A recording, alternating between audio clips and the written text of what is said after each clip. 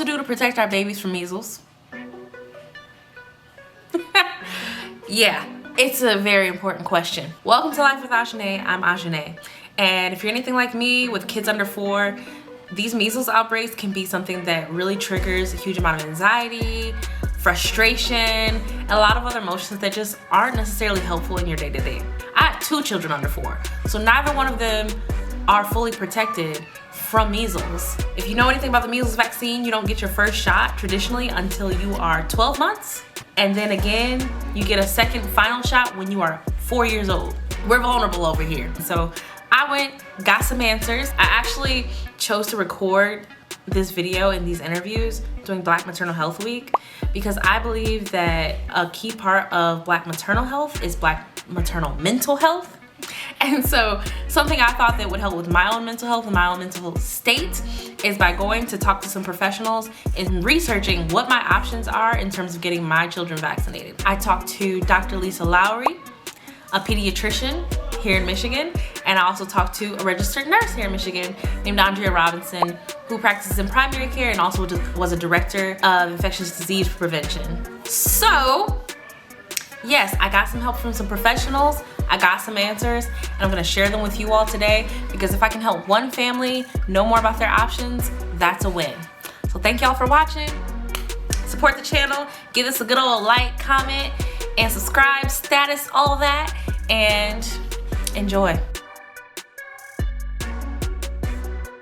Can we get our kids vaccinated earlier than standard schedule recommendations? According to the Centers for Disease Control and Prevention, you are able to get your kids vaccinated at 6 months. Traditionally, with measles, you get that first shot in that 12 to 15 month range, and then that second one at that 4 to 6 year old range.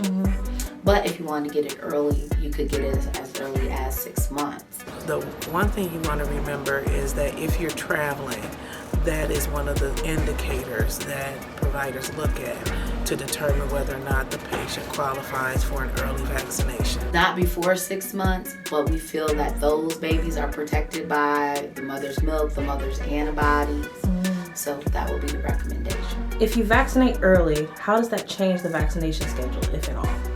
It really does not overall change your vaccination schedule. Otherwise, it shouldn't change your vaccination schedule. It means that you just got the first vaccine early, but you would still go according to the regular vaccination schedule with the follow-up. You would get that 6 month, the one at that 6 month if it's earlier, and then you would get that one at that 12 to 15 month range, and then again at that 4 to 6 year old. How protected is your child after their first shot and then after the second shot?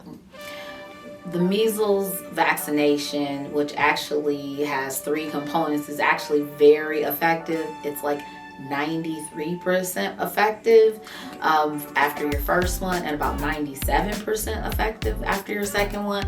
Comparatively, when we think sometimes for like our flu vaccinations, and I'm still telling people to get their flu shots even now, but sometimes we get even like 40 to 60% with flu vaccinations, but it is very effective. So you get the one, say, at 6 or 7 or 8 months before that 12-month shot on a normal schedule. Does that change anything about like the effectiveness? It does not change the effectiveness. How do we protect our kids in places like grocery stores, right? Because measles is one of those things that they say it's in the air for up to 2 hours after you leave, and you got all these people in this space, and this reminds me of like when coronavirus was a thing, and we were all just freaking out like, I don't want to be here exposed into the air. And I know measles lives on surfaces pretty well too. So when we, as moms, taking our kids out to grocery stores, sometimes you don't have a choice. Like, how can we protect our kids in those kinds of spaces? Yep. Well, if you have to go out, just some common things. Try to go out, like limit the times when you think those areas are going to be busiest. Measles virus is transmitted by airborne. That means that a person is coughing, sneezing, talking, and the virus is transmitted in the air. And so that means you can breathe in the virus.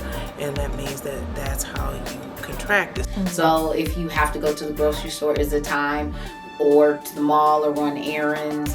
Are there times when you can go when it's less busy? Definitely do not go to places when or where you think people are going to be sick. I mean, again, we don't know if the person at the grocery store standing next to us in the checkout lane is sick.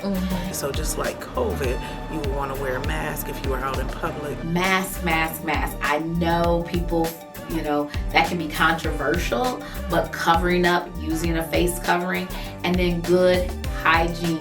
You want to make sure that you are sanitizing your hands, using hand sanitizer, or washing your hands with soap and water to prevent contracting it from surfaces that have been contaminated by the virus. Good hand hygiene, washing your hands for those 20 seconds, wiping down surfaces with products that contain bleach or those good wipes and things like that. Those are just good things that we can do. Covering your mouth when you cough, all those little things that you can do. So I'm telling people, if you gotta go out, just kind of be a little smart about it. Just like when we used to say, we used to have those old grandparents who used to say, that baby's too young to bring that baby out. There was something about that when we had parents like that, because you were exposing those kids to viruses and infections and things like that. So kind of do some of those common sense things. Okay. So when you have something like a baby though, and babies can't really wear a mask, do you have any recommendations on how to protect the baby in those kind of environments? You want to limit the areas that you have your infant in, because you want to make sure that they're not exposed to too many people that you don't know who aren't willing to wear a mask if they're sick or if they have it. But the problem is too that a person may not even develop any symptoms. They may be transmitting it and it not actually transmitting it before they get symptoms. Wow. So that is a danger with that, because you can have it before you develop symptoms and through the incubation period. Okay, so the realistic picture there is if your child is unvaccinated, ideally you're not really in these spaces, but if you have to go in these spaces, to just wear a mask then. Yeah, wear a mask, or if there's some other way for you to cover the face of your child, so maybe you have a blanket over their car seat, or you may have a blanket over their carrier or something. Yeah, there's those car seat covers and things you have. So those are somewhat effective, like you would have with a cloth mask, I guess. Yeah. Okay. How do we communicate to our pediatricians that we would like to vaccinate earlier? What if they refuse? I think having a conversation with your provider, your pediatrician, your family care provider early and saying, hey, I have a concern. I want to get my child vaccinated early. Let them know that you've read through the CDC recommendations for early vaccination. Approach them from a curious perspective, right? And say that you're interested in having the vaccination because you're planning to travel early. Because that is one of the recommendations if you're planning to travel, is to have the vaccination early. So just let your provider know that that's the reason why you're looking to have it done early. Now, if they refuse, they might have their own reason. Maybe they don't have the vaccine in stock. That is a conversation that you could have. But then you can have your own autonomy. You can always go to your local health department. And so that is something I would always recommend you can do. If that's possible, get it done through their clinic. If not, talk to someone at the health department. They may be willing to do it for you, especially if you let them know that you're about to travel. But just kind of ask them why. And maybe it's something that they would say, well, this is why, because of your risk factor or for something else. So always kind of saying, why would you feel like I don't need to get this vaccination early? It could be maybe you've had a recent round of immunizations that it's too early to get the measles shot. And sometimes we have so many vaccinations that are combined and some components of them are live that might be too early to get that measles shot. So having that conversation. But again, if you're not happy with the answer, you can always say, okay, well, let me get a second opinion. Or if there's still a reason that, and you can, and your child is eligible to get the vaccination, then you can always seek out your local health department. So if you don't vaccinate early, but your child is under 4 or under 12 months, or if you can't vaccinate early, then how do you go about protecting your family in the middle of an outbreak? Making sure that you limit the places that you go with large groups of people. Because you don't know the status of everybody in different spaces. Try to limit your exposure. definitely limit the baby's exposure, limit your own exposure to being around people sick. Wearing a mask. Masking is a great option. And that is, I know again, people feel it's controversial, but there's a reason why those masks work. Watching what surfaces that you touch, common surfaces that people touch, surfaces that could potentially be contaminated. Making sure that you wash your hands when you come in the house. Again, good hygiene, washing those hands for 20 seconds, and again, a full 20 seconds, singing the alphabet song or Twinkle Twinkle Little Star or something like that. Another thing that I would suggest is that when you're out and about, that you are making sure that you're washing things when you come in. Wiping down those surfaces. If you're touching surfaces in your home, making sure that you're disinfecting surfaces in your home. So that in case somebody did bring it in, that it's not contaminating everybody in the home. And you're not tracking these different bugs into the home. That's going to be important. So it sounds like having a good routine where, regardless of whether you're coming out, and this can probably be from more than even measles, but having a good routine where you come home, wash those hands, wipe down the surfaces that were just exposed where you're coming out might be just good and safe and effective for your family. Yeah, and also just making sure that you're taking the vitamins that you need to take. The zinc has always been a really good vitamin to try to help protect your cells against virus replication. Do they have zinc in kids' vitamins, or is there zinc in any kind of baby vitamins or anything like that? I don't know. That is a good question to ask. Ask a pharmacist, they will be able to tell you.